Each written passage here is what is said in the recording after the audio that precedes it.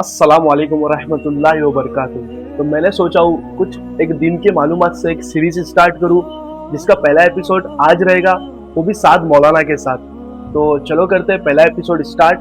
उम्मीद करता हूँ आप लोगों को इस सीरीज से बहुत सी इंफॉर्मेशन मिलेगी और बहुत सी मालूमात मिलेगी। अल्हम्दुलिल्लाहि रब्बिल आलमीन वस्सलातु वस्सलामु अला सय्यिदिल अंबिया'i वल मुरसलीन व अला आलिहि व सहबिहि अजमईन व मन तबिअहुम बि इहसानिन इला यौमिद्दीन।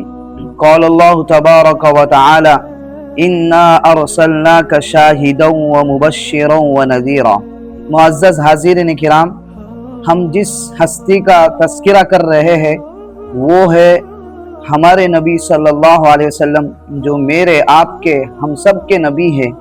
उनकी मुख्तसर सीरत, उनके बचपन के कुछ हालात, उनके पैदाइश से पहले जहाँ अल्लाह के रसूल सल्लल्लाहु अलैहि वसल्लम पैदा हुए वो हम सब जानते हैं। वो मक्का मुकर्रमा में पैदा हुए, उस वक्त के कुछ हालात आप हजरात के सामने बताए जा रहे हैं।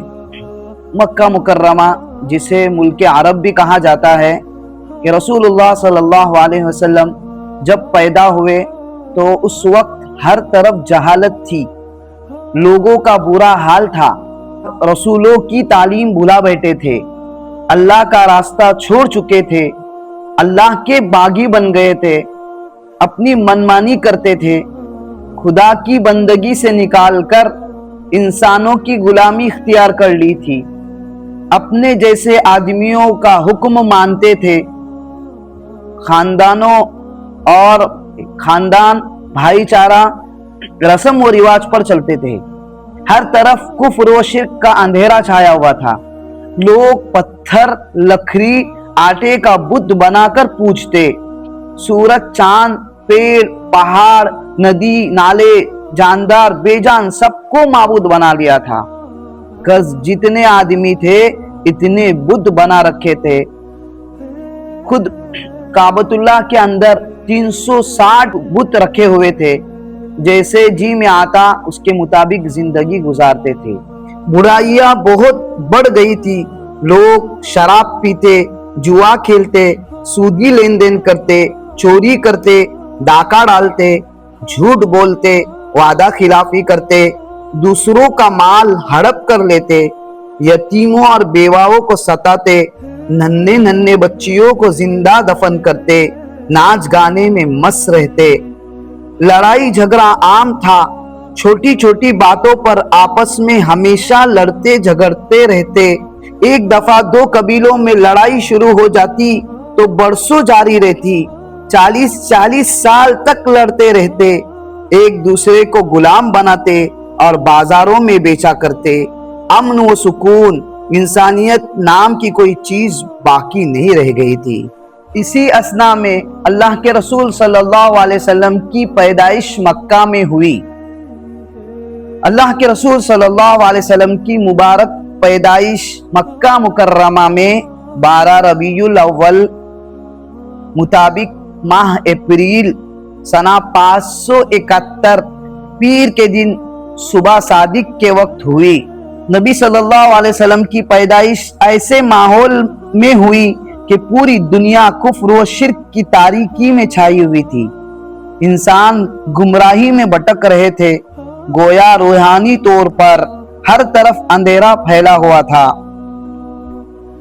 और जो अल्लाह हर रोज चांद, सूरज, सितारों के जरिए सारे आलम को रोशन करता था, आज उसने इंसानों के तारीक दिलों को अपनी इबादत व बंदगी की रोशनी अता करने के लिए अपने प्यारे बंदे हज़रत मोहम्मद सल्लल्लाहु अलैहि वसल्लम को हिदायत का आफताब बनाकर सैयदा आमिना के घर पैदा फरमाया। जिस वक्त आप सल्लल्लाहु अलैहि वसल्लम पैदा हुए, किताबों में ये बात दर्ज है सीरत की कि जिस जगह अल्लाह के रसूलुल्लाह सल्लल्लाहु अलैहि वसल्लम की पैदाइश हुई वो घर जगमगा उठा और खुशबुओं से महक उठा। गोया कि एक किस्म की रोशनी उस घर से उठी कि देखने वालों ने, चूंकि वक्त सुबह सादिक का था, तो देखने वालों ने इस चीज को महसूस किया اور دیکھا کہ اللہ کے رسول اللہ صلی اللہ علیہ وسلم جس گھر سے پیدا ہوئے وہ گھر اچانک جگمگا اٹھا۔ اللہ کے رسول اللہ صلی اللہ علیہ وسلم جب پیدا ہوئے تو تمام لوگ یہ محسوس کرنے لگے کہ کس قسم کی خوشبو ہے۔ لہذا جب پتہ چلا کہ بی بی آمینہ کے گھر ایک بچے کی پیدائش ہوئی ہے، چونکہ اللہ کے رسول صلی اللہ علیہ وسلم کے والد ماجد عبداللہ کا آپ کی پیدائش سے پہلے انتقال ہو چکا تھا، لہذا دادا کو بتایا گیا کہ بی بی آمینہ کے گھر ایک بچے کی پیدائش ہوئی ہے، تو لہذا دادا عبد المطلب نے آپ کا نام محمد صلی اللہ علیہ وسلم رکھا۔ کتابوں میں یہ بات درج ہے کہ اس سے پہلے جب سے دنیا بنی تھی تب سے لے کر محمد صلی اللہ علیہ وسلم پیدا ہوئے تو اس وقت تک کوئی کسی نے یہ محمد نام نہیں رکھا تھا، گویا کہ یہ انوکھا نام رکھا گیا تھا۔ دنیا میں یہ نام نہیں رکھا گیا تھا جو نام ان کے دادا عبد المطلب نے رکھا۔ اس کے بعد آپ کی والدہ ماجدہ بی بی آمینہ نے آپ کا نام احمد رکھا۔ تو لہٰذا اللہ کے رسول صلی اللہ علیہ وسلم ان دونوں ناموں سے مشہور ہوئے، محمد اور احمد، یہ آپ کے دونوں نام ہیں۔ یہ مختصر سی معلومات اللہ کے رسول صلی اللہ علیہ وسلم کی پیدائش کے تعلق سے تھی۔ مجھے امید ہے کہ اس مختصر سی معلومات سے آپ کے علم میں نفع ہوگا۔